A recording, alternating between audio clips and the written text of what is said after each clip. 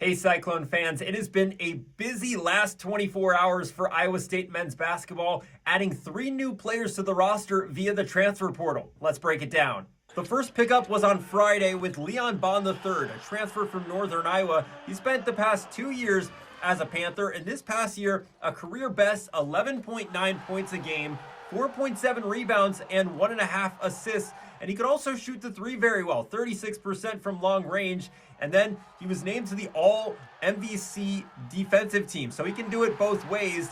And one more thing, he's got some familiarity already with the Cyclone roster. He spent a year with Blake Buchanan when they were at Virginia together. That's where Bond started his college career. And then the Saturday edition, starting with Taj Manning, a transfer from Kansas State. This past year as a junior, had 30 games played and 17 starts, only averaged 4.2 points a game and 5.1 rebounds, but saw a lot more playing time in the second half of the season. And with guys like Blake Buchanan and Dominicus Plata already returning, you can expect Manning to have more of a reserve role in the Cyclone frontcourt. Both Manning and Bond have 1 year of eligibility remaining, but a guy with 2 years remaining will be Jaquan Johnson, a transfer from Bradley, and he was the Missouri Valley Conference Defensive Player of the Year this past year as a sophomore, averaging 2.5 steals a game, and he could also do it on the offensive end, nearly 17 points a game, 38% from three, and he was named to the first team All MVC team. So that is a very exciting addition. Could fill in immediately for Tamin Lipsey. So 3 big additions for Iowa State amid some transition for the program, as Tamin Lipsey, Joshua Jefferson, and Nate Heisey are all moving on out of eligibility, and Milan Momcilovic, their sharpshooter, is testing the NBA draft waters while maintaining his college eligibility. So he could potentially return